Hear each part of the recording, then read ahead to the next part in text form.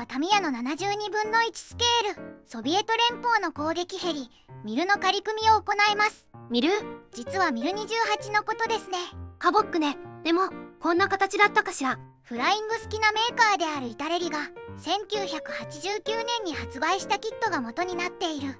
当時は東西冷戦時ですよね。ソ連の最新攻撃ヘリの情報を取れたのかしら。お察しの通りで限られた仕様しかなく、わからない部分は想像で保管したみたい。そうでしょうね。形が全然違いますからね。以前取り上げたミル37はそもそもが想像だったんだけど、今回は想像と本物のハイブリッドというわけ。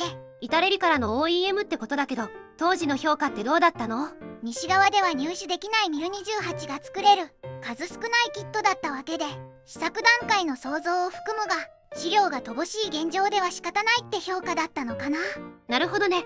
投稿者も1990年ぐらいにイタレリ版を購入したんだけど、昔も買っていたわけね。大戦略で名前だけ知っていたハボック、何の疑いもなく買っていたわけです。現代の評価はどうなのでしょうか？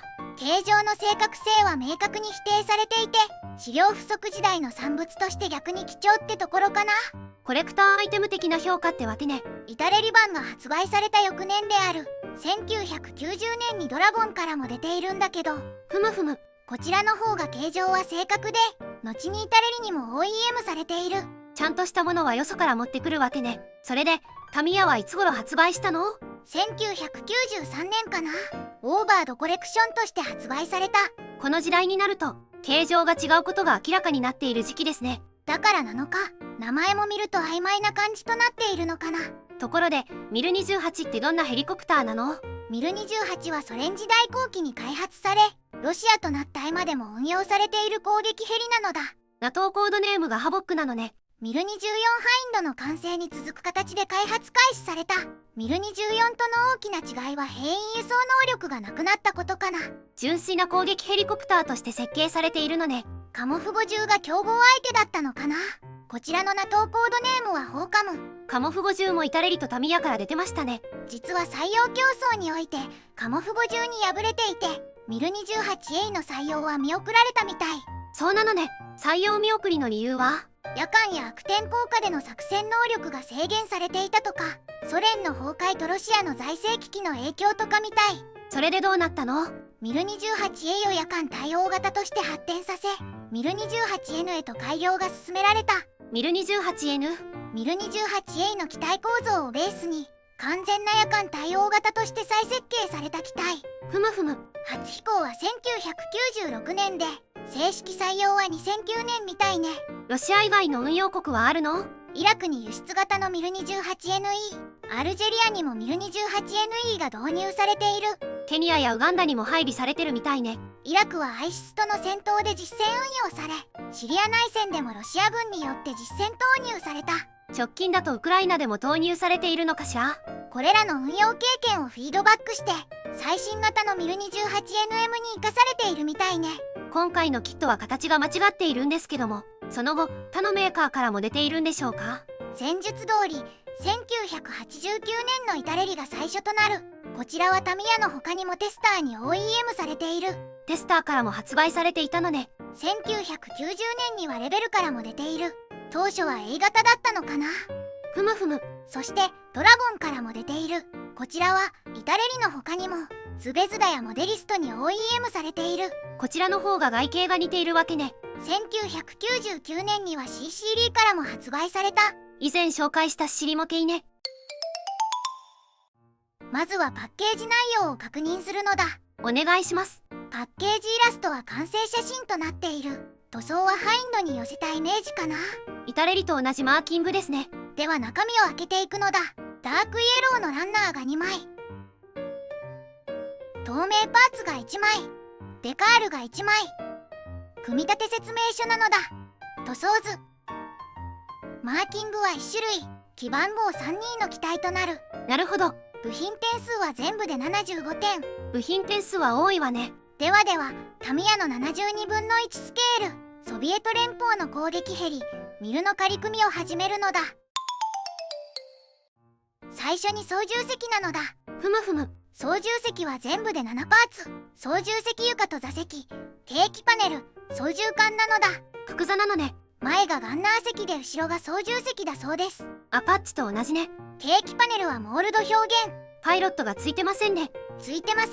想像だと思いますが、操縦席のディテールがある程度あるのでよしとしましょうか。なるほど。次はメインローターですね。メインローターはブレード含めて9パーツ構成。ローターは回転するように軸受けがある。ブレードは5枚ね。次はテイルローターなのだ。テイルローターは2パーツ構成。今は切り出して終了なのだ。テイルローターも回転するわけね。次はスタブウイング、水平安定板、胴体なのだ。これもしの字ですかね。最初に胴体の組み立てとなる。ふむふむ。胴体は左右分割の2パーツと4パーツ構成の上部ユニットとなる。操縦席を挟み込むわけね。そうなのだ。胴体のモールドはどうでしょうか。凸モールドになります。直線が多い印象かな。スタブウイングはどうでしょうか。スタブウイングは左右それぞれ1パーツ構成。胴体上部ユニットに下半面が一体となっていて、その上に上半分を貼り合わせる。水平安定板はどうでしょうか。水平安定板は1パーツ構成。テール部分に接着して終了なのだ。次に細かい部分ね。まずはエアインテークからで、胴体上部の左右にエアインテークを接着。次は排気ダクトかしら。排気ダクトも胴体上部の左右に接着する。それと機種にノースコーンね。機種の仮面にはクリアパーツも接着なのだ。次はクリアパーツや足回りなのだ。ふむふむ。キャノピーは分割となるが、操縦席の開閉選択はできない。透明度は問題なさそうね。問題なしです。次は足回りですね。まずは左右飛脚。飛脚は左右それぞれで2パーツ構成。タイヤと試着の構成ね。そうなのだ。次は尾輪ね。尾輪は1パーツ構成となる。お好きなタイミングでつけた方が良さそうね。最後は吊るし物なのだ。まずは機種の機関砲からね。機関砲は2パーツ構成。皮下に接着する。続いてスタブウイングね。スタブウイングにはロケット弾ポットとミサイルが吊るせる。ロケット弾ポットは左右2つずつ吊るせるわけね。ミサイルは翼端に2発ずつ吊るせるのだ。では終わりに総評なのだ。今回はタミヤの72分の1スケール、ソビエト連邦の攻撃ヘリミルの仮組みレビューしたのだ。仮組み後の感想はどうでしょうか。そもそも形が全く違うのでどうでもいいんだけども、キットとしては相もよく簡単に形になった。実機はもう少しスマートで角張ったイメージかしら。曲線が多く少し可愛い感じですからね。なるほどね。雰囲気重視で楽しむキットか、もしくは珍しいキットとしてコレクションしておくかのどちらかかな。この翌年にレベルやドラゴンは実機に近しいキットを出してるわけですよね。西側発の製品化というスピード重視の姿勢がこのようなキットを生み出したわけですね。ポジティブな意見もあったんでしょう。未知のソ連兵器を模型で手に取れるというワクワク感の方が勝っていたからね。実機の全貌が見えてくると実物と似ていないと指摘されることもあったわけね。リアリティよりロマンとして好意的に受け止める広い心が必要ってことですね。ではでは、動画を最後までご視聴していただきありがとうございますなのだ。チャンネル登録と高評価をお願いしますなのだ。次回以降も飛行機プラモデルのレビューを続けていくのだ。ではバイバイ。